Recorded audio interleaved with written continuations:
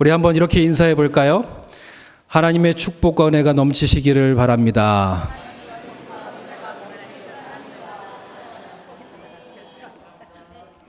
이번에는 이렇게 인사해 보겠습니다. 이미 하나님이 받은 은혜가 충만하신 줄 믿습니다.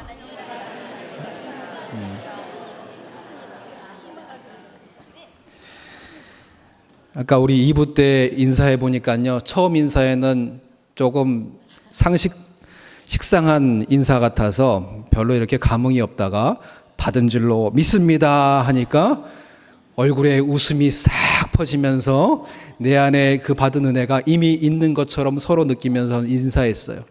지금 3부 때도 보니까 두 번째 인사가 더 크게 와 닿은 줄 믿습니다. 여러분, 이게 선포입니다. 선포. 말씀도 선포되어지는 것이고 복음도 선포되어지는 것이지요.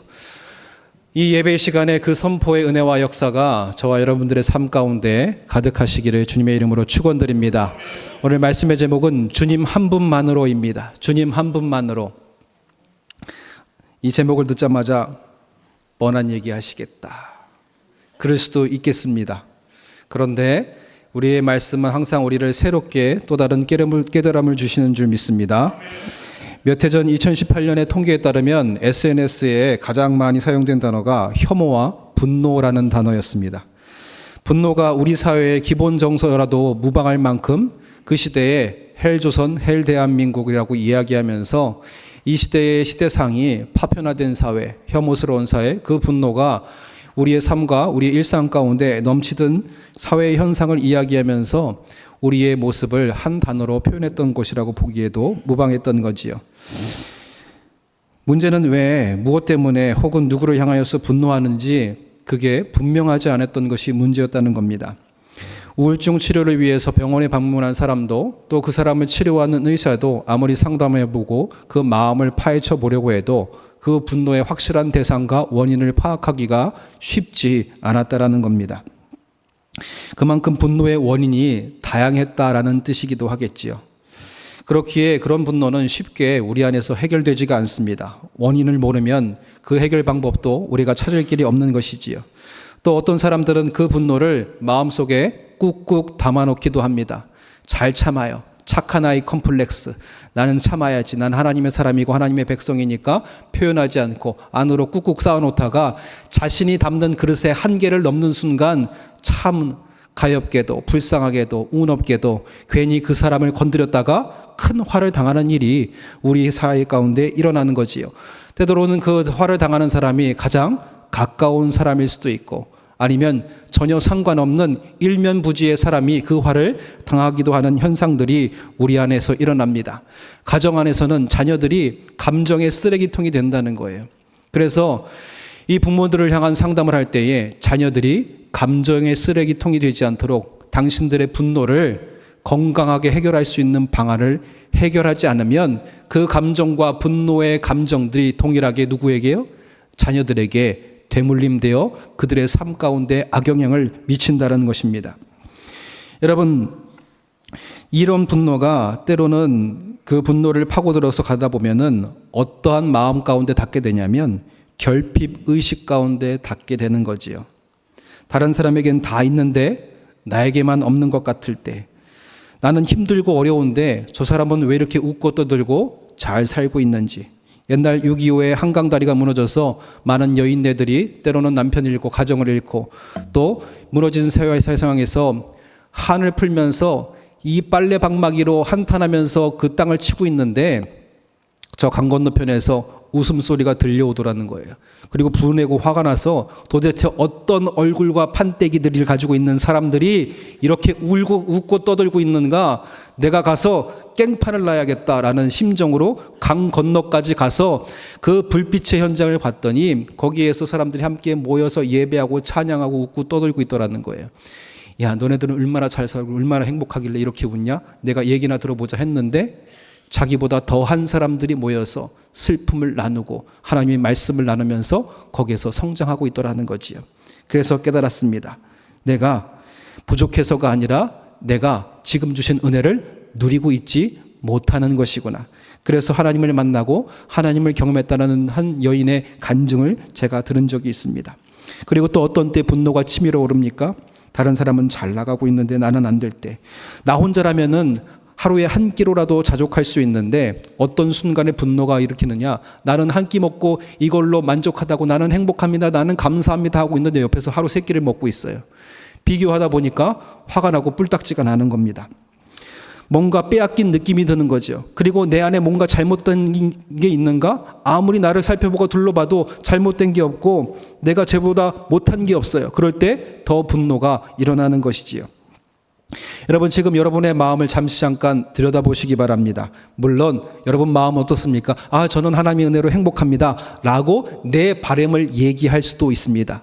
우리 마음을 들여다보면 때로는 감사와 기쁨과 또 은혜와 또 희락과 기쁨이 우리 안에 또 있지만 분노와 또 울분도, 때로는 염려와 걱정도, 섭섭함도, 분노도 함께 섞여 있는 거지요. 그런데 그 감정들 중에 여러분의 마음에 가장 큰 비중을 차지하고 있는 것이 무엇인지 한번 내 마음을 잔잔히 살펴보시기 바랍니다. 한 부부를 상담하는데 그 김창옥 교수가 가만히 들여다보니까 남편의 한이 그거예요. 아내한테 말 좀 예쁘게 해줘. 이 여인은 외향형이 아니어서 집안에만 있는 여자예요. 그리고 활동도 별로 안 해. 그러다 보니까 그 분을 다 어디에 터뜨려요? 남편한테. 남편만 오기만 하면 그냥 씻어. 뭐 하는 거야 더럽게. 난칼질 말로 후벼 파기 시작하니까 왠지 모르게 와가지고 무슨 이유인지도 모른 채 눈치 보면서 당하는 거지요. 마음은 아프고 화가 나는데 그 이유를 모르니까 달랠 수도 없고 어찌할 바도 없다라는 겁니다. 여러분, 우리 마음에 분노가 지배하고 있지는 않은가 한번 보시기 바랍니다. 그런데 왜 이 분노가 우리 안에 또아리를 트게 될 것인가요? 하나님이 이미 준비해 주신 것만으로 충분하다는 사실을 깨닫지 못하는 순간에 이러한 결핍으로 인해 우리는 무너지게 되는 것이지요. 여러분, 광야 이스라엘 여정 가운데 우리는 만나의 이야기를 너무나도 잘 알고 있습니다. 그 중에 16장 18절과 그 사이의 기록을 보면 하나님이 그 만나를 거두게 하시는데 한 가지 규칙을 주셨어요. 그 규칙이 무엇입니까? 한 사람당 한 오멜씩. 그 오멜의 양이 여러분들 잘 알지 못하더라도 상관이 없어요. 몇 사람이 있든 그 사람이 30명이든 그 가족의 60명이든 한 사람이 한 오멜씩 가져가는 그 해당만큼만 가져라고 얘기합니다. 그 기록에 이렇게 되어 있는데 제가 읽어드릴게요. 곧 너희 사람 수요대로 한 사람의 한 오멜씩 거두되 각 사람이 그의 장막에 있는 사람들을 위하여 거둘지니라 하셨느니라. 이스라엘 자손이 그같이 하였더니 그 거둔 것이 많기도 하고 적기도 하나 오멜로 되어 본즉 많이 거둔 자도 남음이 없고 적게 거둔 자도 부족함이 없이 각 사람은 먹을 만큼 거두었더라. 아멘.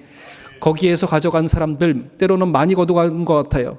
때로는 적게 거둬가는 것 같아요. 양을 보니까 차이가 엄청나요. 그런데 한 오멜씩 되어서 분량을 나누어 보니까 각 사람이 한 오멜씩 가져가서 많이 거둔 사람도 넘치는 것이었고 부족하게 가져간 사람도 모자람이 없다고 하나님께서 말씀해 주시는 것이지요.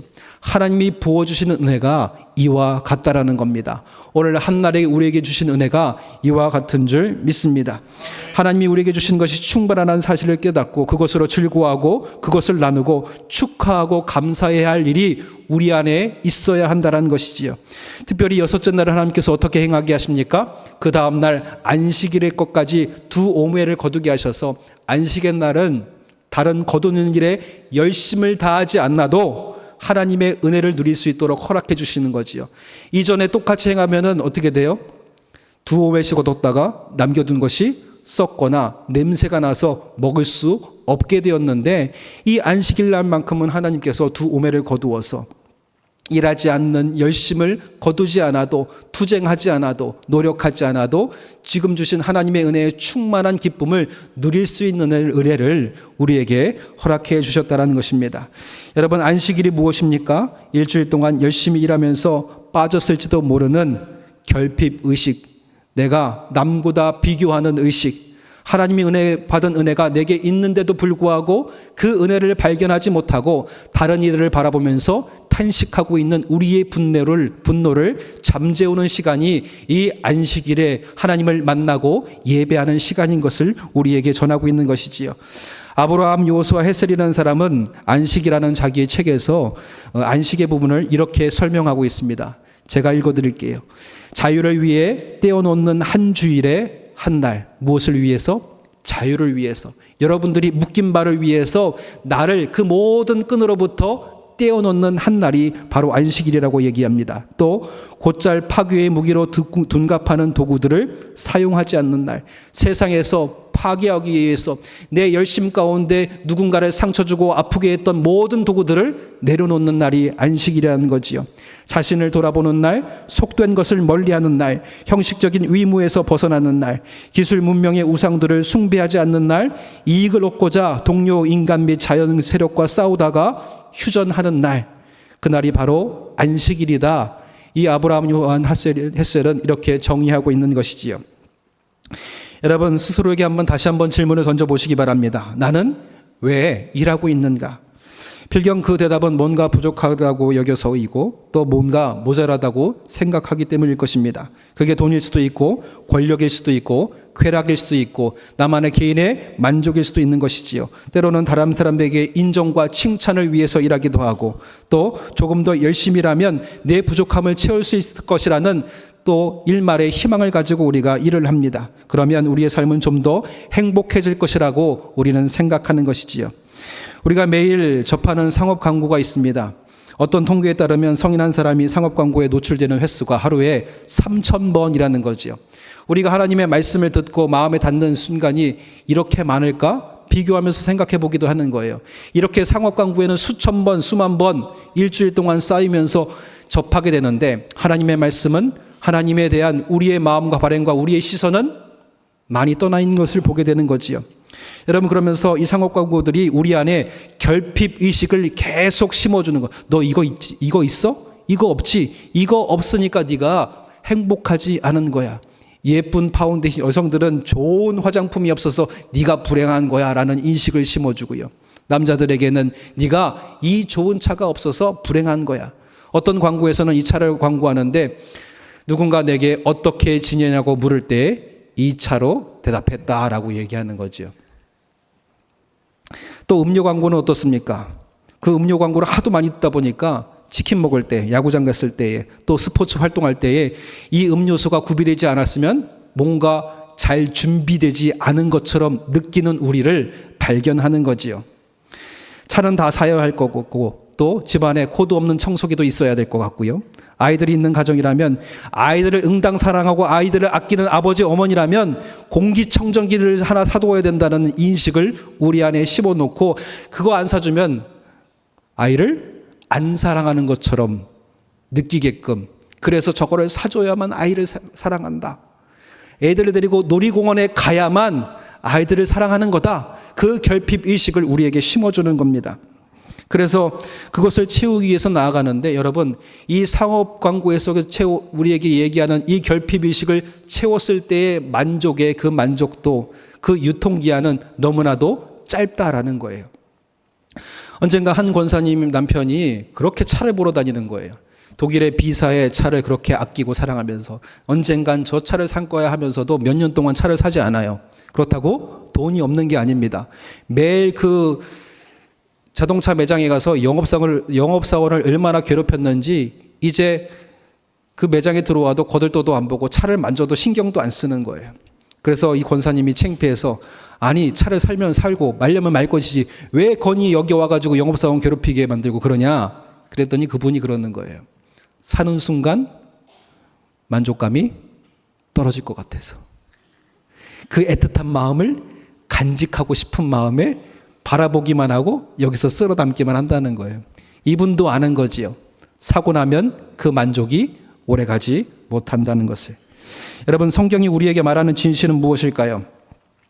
우리가 불행하다고 느끼는 이유가 무엇이 결핍되었기 때문이 아니라는 겁니다.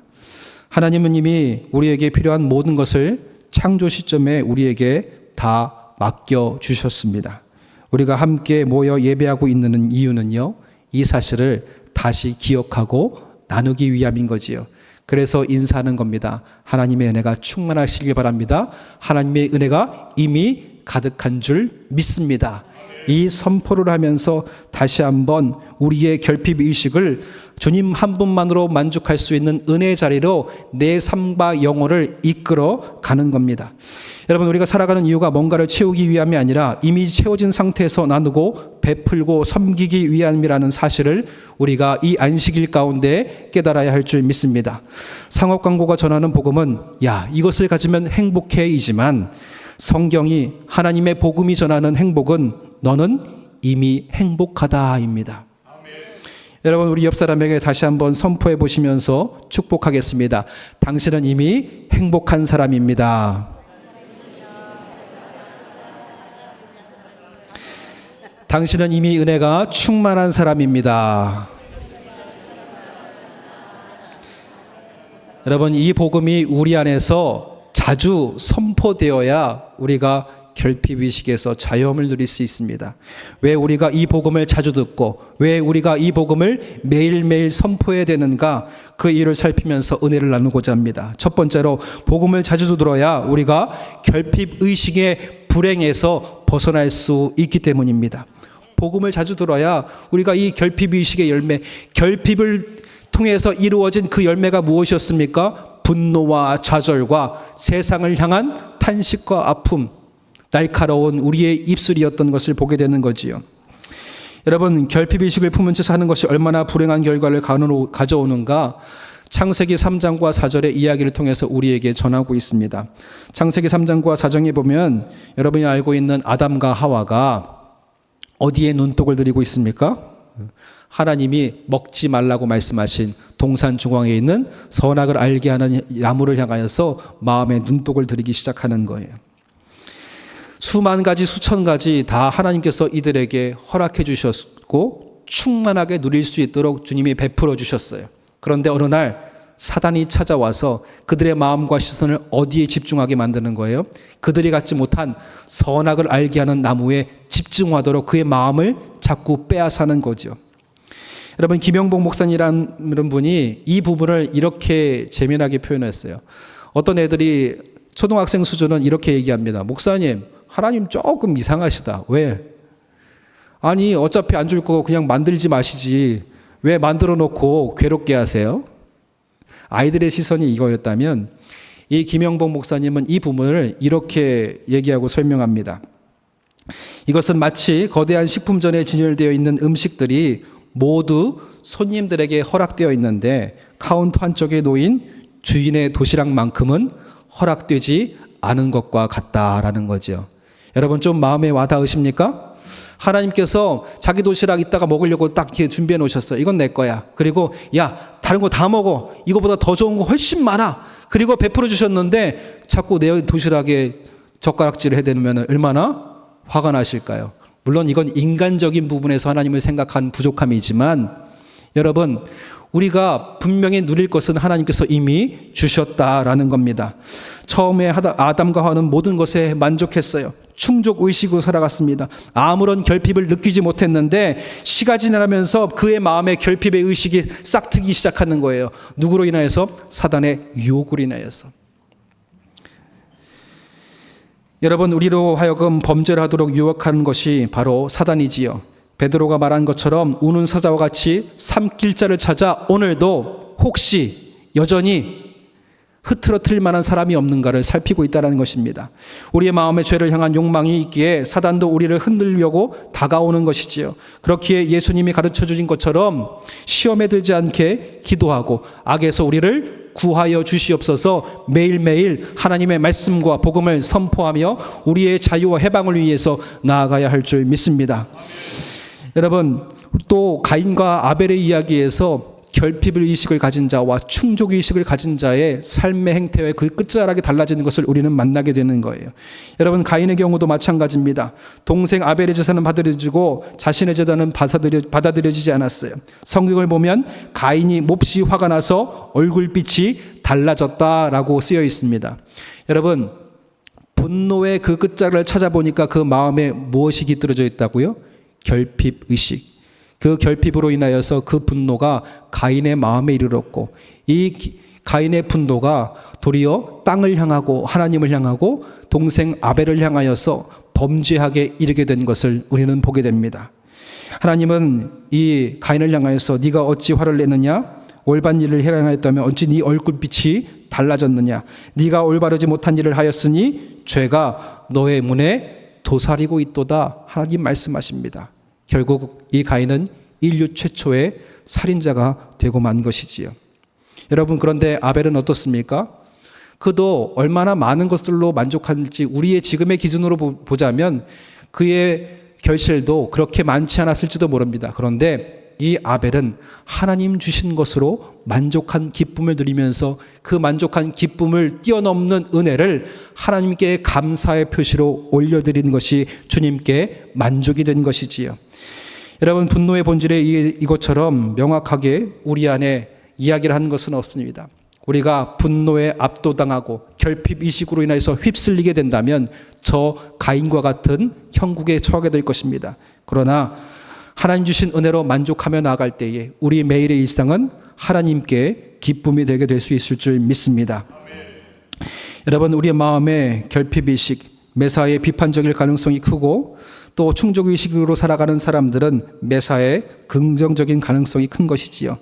여러분, 어느 부분에 여러분들은 속해 있습니까? 때로는 우리가 찢어지게 가난한 일상에 태어나서 자수성가한 사람들을 보면 매일매일 또 다른 만족을 위해서 달려가는 것을 보게 됩니다. 이미 충분히 이루었고 가정도 이루었음에도 불구하고 만족하지 못한 그들의 모습을 보는 거지요. 그렇다고 해서 유복한 사람들도 다를 것이 없느냐? 유복한 사람들만 또 만족하느냐? 꼭 그렇지만은 않다라는 것입니다. 누군가 비교하며 나아갈 때에 자신의 불만족으로 인해서 또 다른 세상을 향해 나아가는 그들의 헛된 열심을 우리는 바라보게 되는 것이지요. 우물을 찾아왔던 사마리아 여인도 결핍의 삶을 살아갔던 여인이었습니다. 매일 그것이 충족되지 않으니까 그 매일매일 우물을 찾으며 나왔던 것입니다. 그런데 그 여인이 복음을 만나고 예수님을 만나고 너도 이곳에서 예배할 그날이 오늘이 될 것이라는 예수님의 그 말씀에 만족함을 누리게 되니까 그 여인의 결핍의 상징이었던 이 물동이를 벗어던지는 역사와 은혜를 누리게 되는 것이지요.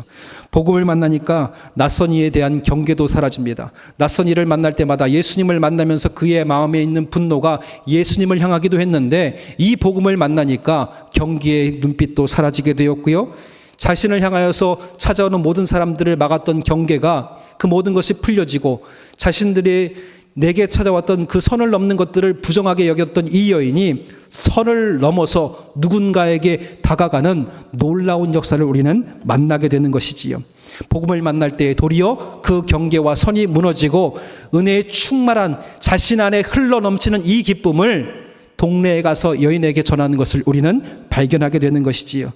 결핍의 삶으로 채워지지 않았던 그의 삶이 복음으로 예수님을 만났을 때에 충만해졌기 때문입니다. 여러분, 이 복음을 우리가 이미 누리고 있는 줄 믿습니다. 그 은혜로 인하여서 오늘 하나님을 복음을 만나고 영접함으로 결핍으로 열매로 인한 모든 분노의 삶에서 떠나시는 저와 여러분들이 되시기를 주님의 이름으로 축원드립니다. 오늘이 그 은혜를 받은 자로서 세상에서 모든 것들을 다 끌어내고 이 은혜를 충분하게 자유함을 누리는 참 자유의 안식일이 되시는 저 여러분들이 되시기를 주님의 이름으로 축원드립니다. 두 번째로 우리가 복음을 자주 들어야 하는 이유는 이 복음을 자주 들어야 자족함의 기쁨을 누릴 수 있기 때문입니다. 오늘 함께 읽은 시편 131편은 다윗의 시편으로 알려져 있습니다. 이 시편은 하나님과의 친밀한 사귐을 경험한 후에 고백한 기도문이지요. 그 이전의 삶을 이렇게 고백하고 있어요. 1절에 보니까 여호와여 내 마음이 교만하지 아니하고 내 눈이 오만하지 아니하오며 내가 큰 일과 감당하지 못할 놀라운 일을 하려고 힘쓰지 아니하나이다. 이전의 삶은 어땠다는 겁니까? 하나님과 같이 되려고 했었고 하나님과 같이 누리려고 했었고 교만과 오만의 자리에서 이 세상의 사람들을 자신의 도구로 생각했던 자신의 연약함을 고백하는 겁니다. 그리고 자신이 행할 수 없는 모든 일에 그것을 이루고자 아둥바둥 애쓰며 살았던 자신의 연약함을 이제 다 내려놓을 놓을 것을 하나님께 고백하고 있는 거지요. 여러분, 어떻게 이 다윗은 하나님께 이 고백을 드릴 수 있었을까요? 어떻게 다윗으로 하여금 그러한 모든 분투를 멈추고 하나님의 품으로 향하게 만들었을까요? 때로는 신체적인 질병이 있을 수도 있고 관계의 문제일 수도 있고 수많은 나라 가운데 자신을 비교했던 자신의 연약함을 발견할 수 있기 때문일지도 모르겠습니다. 여러분, 한때 대한민국의 장년들이 즐겨보던 프로그램이 있죠. 때로는 대한민국 남성 70%의 마음을 사로잡았다 하는 프로그램이라고 이야기하기도 합니다. 바로 나는 자연인이다입니다. 안 보신 분 계신가요? 아무도 대답이 없으신 걸 보니까 여기 있는 분도 다 보신 것 같아요. 저도 그런 거 왜 보냐 하면서 저도 모르게 멍하니 앉아서 그걸 보던 저를 발견한 적이 있습니다. 아버지가 그걸 보실 때 뭐 저런 거 봐요, 다른 거 보지, 즐겁고 재미난 거 너무나도 많은데 하다가 멍하니 저도 보고 있는 거예요. 왜 그걸 보면서 우리는 다른 채널로 돌리지 못했을까요? 세상에서 결핍을 채우려고 고군분투하던 사람들이 이상하게 이 프로를 보면서 위로를 얻고 대리만족을 얻는 겁니다. 고군분투하지 않아도 하나님이 창조하신 세상에서 자족하며 살아가는 저들의 모습을 보면 만족이라는 것, 행복이라는 것 이미 우리에게 주어졌다는 것을 어렴풋이 알게 됐기 때문이 아닐까 저는 생각해 보게 되는 거지요. 여러분, 그 산속에 들어갔던 사람들의 지난날의 대부분의 삶은 이 땅에서 치열하게 싸웠던 사람들이 그 모든 것을 다 내려놓고 산속에 들어간 거예요. 그런데 재미난 장면은 뭐가 있냐면 거기 있는 사람들은 자신의 가진 것을 아끼지 않고 나눠주더라는 겁니다. 거기 출연자가 거기 가서 이 자연인과 함께 산속에 나물들을 채취하다가 뭘 발견했냐면 산삼을 발견했어요. 그러면 우리는 대뜸 어떤 생각합니까? 야, 이 잎이 몇 개고 이 뿌리가 이거 고스란히 있는 거 보니까 이거 대충 얼마쯤 하겠는데 갖다 팔아고 보면 우리 잔고가 늘어나겠지 하는 게 일반입니다. 그런데 이 자연인은 대뜸 뜯어다가 똑 분질러 가지고 이 출연자 입에 딱 대면서 먹어봐 그러는 거예요. 그러면 이 출연자가 뭐라고 얘기하냐면 진짜요? 저를요? 이걸 주시는 거예요? 당황하면서 도리어 반문하는 거예요. 왜냐하면 세상의 결핍을 채우려는 우리들의 일상은요, 도리어 누군가의 것을 뺏어서 내 것으로 만드는 것이 일상이고 내가 가진 것을 나누지 않고 지키는 것이 우리의 일상인데 여기에서 만족함을 누리고 사는 이 사람은요, 도리어 충분하니까 먹어보라는 거예요. 나는 이미 많이 먹어봤다는 겁니다. 여러분, 이것이 하나님의 은혜로 충만한 자들이 은혜가 흘러 넘쳐서 나누는 자의 삶의 태도인 줄 믿습니다. 여러분, 하나님의 은혜를 만나고 그 은혜를 경험하면 삶의 태도가 달라지는 것이지요. 여러분, 분명히 똑같이 우리는 일상에서 열심으로 살아가는 겁니다. 그런데 그 목적과 태도가 달라지는 거지요. 2절에 보니까 그 목적과 태도가 달라진 다윗이 이렇게 고백합니다. 실로 내가 내 영혼으로 고요하고 평온하게 되기를 젖된 아이가 그의 어머니 품에 있음과 같이 하였나니 내 영혼이 젖된 아이와 같도다. 여러분, 젖먹이는 아이들은 어떻습니까? 그 어머니의 젖을 먹기 위해서 달려들고 울고불고 난리치는데 젖된 아이들은요, 어머니가 젖을 주지 않는다고 울지는 않아요. 어머니 품에 안긴 것만으로도 만족하고요. 조금 더 크면 자기 시선 안에 어머니가 함께 있는 것만을 발견하고도 만족을 누리게 되는 것이지요. 이 평안의 기쁨을 다윗이 경험하고 고백하고 있는 것입니다. 그러면서 이 시편을 읽는 사람들에게 권면하는 것이지요. 그 권면이 3절입니다. 이스라엘아, 지금부터 영원까지 여호와를 바랄지어다. 아멘. 그가 경험하고 고백한 이것은 이론이 아닙니다. 다윗의 체험의 고백에서 나온 것이지요. 오직 주님만을 의지하라. 오직 주님만을 바랄지어다. 그러면 너희들의 삶에도 채워지지 않았던 모든 결핍이 채움받는 은혜와 기쁨의 역사가 있을 것이라는 다윗의 체험적인 고백이 이 3절에 담겨져 있는 것이지요. 전에는 내 결핍만 채우는 것이 목적이었어요. 그런데 하나님의 은혜를 만나고 나니까 이제는 내 삶의 목적이 하나님의 뜻을 이루는 것이 되고, 그리고 내 흘러넘치는 이 기쁨을 나누는 것이 삶의 방향이 되고 태도가 되었다는 것입니다. 여러분, 그러니까 더 이상 서두르거나 닥달하지 않고 하나님의 손길을 분별해 나가면서 살아가는 기쁨이 그 안에 있게 되는 것이지요. 오늘 하나님이 주시는 말씀, 하나님이 주시는 복음이 우리를 그 길로, 그 걸음이로 인도하고 있는 줄 믿습니다. 젖된 아이와 같이 그 모든 굴레에 벗어나서 하나님과 함께하고 있는 것만으로도, 오늘 부어주시는 이 말씀만으로도 먼저 만족하고 말씀의 만족으로서 흘러넘치는 그 기쁨을 세상과 함께 나눌 수 있는 은혜의 손길이 되시기를 주님의 이름으로 축원드립니다. 마지막으로 복음을 우리가 외치면서 나아가는 이유는 이 복음의 외침이 우리의 믿음의 확고함을 주고, 그 믿음의 확고한 태도가 하나님께 받는 은혜를 주시는 기쁨의 촉발점이 되기 때문이라는 겁니다. 여러분, 설교 중에 목사님들이 그런 말씀 자주 하시죠. 우리 교회는 잘 하지 않지만, 여러분 믿습니까?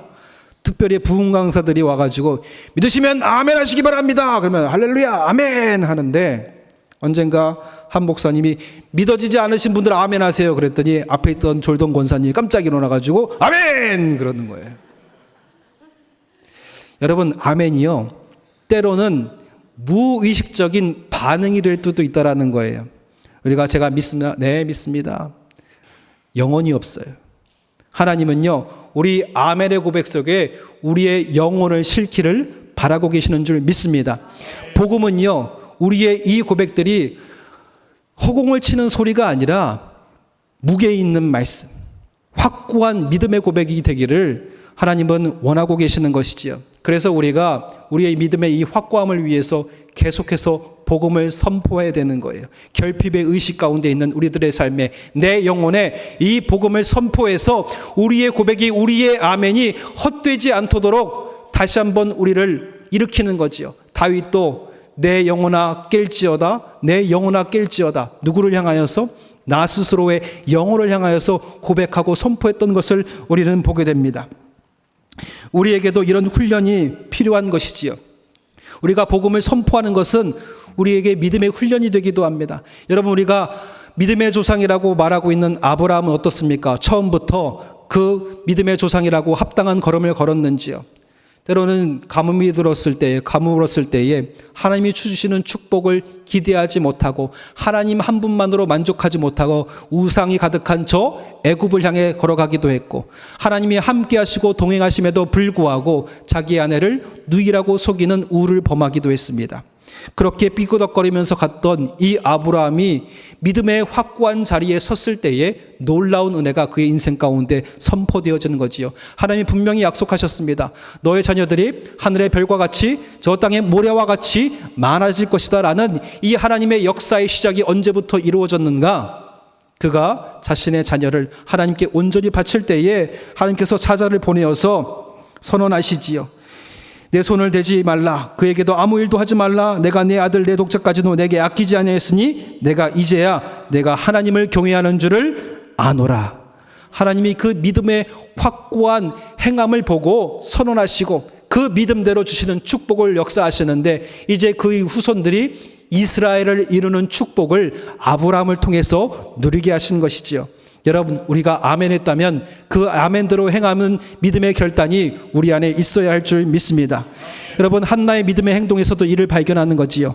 한나가 자식이 없으므로 어려움을 당했잖아요. 그 결핍 가운데 분노했잖아요. 울었잖아요. 슬펐잖아요. 우울 가운데 거기에서 그 한을 나면서 기도할 때에 제사장이 술 취한 줄 알 정도로 그 분노와 한이 가득했던 여인이 바로 한나였지요. 그런데 그 기도의 마지막 끝자락에 이 믿음의 선언과 행함을 보이는 결단이 사무엘상 1장 18절에 이렇게 기록되어 있습니다. 이르되 당신의 여종이 당신께 은혜 있기를 원하니이다 하고 가서 먹고 얼굴에 다시는 근심빛이 없더라. 아멘. 이제 하나님께 기도했어요. 믿음으로 선언했어요. 하나님이 행하실 줄 믿습니다.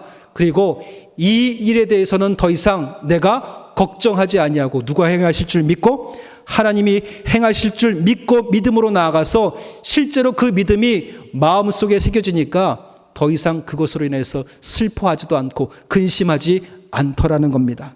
그리고 그 믿음의 행함의 결과가 사무엘상 2장 21절에 이렇게 은혜로 축복으로 거두어지는데 이렇게 기록되어 있습니다. 여호와께서 한나를 돌보시사 그로 하여금 임신하여 세 아들과 두 딸을 낳게 하셨고 아이 사무엘은 여호와 앞에서 자라니라. 아멘. 여러분, 우리가 분명히 때로는 결핍 가운데 있을 수도 있습니다.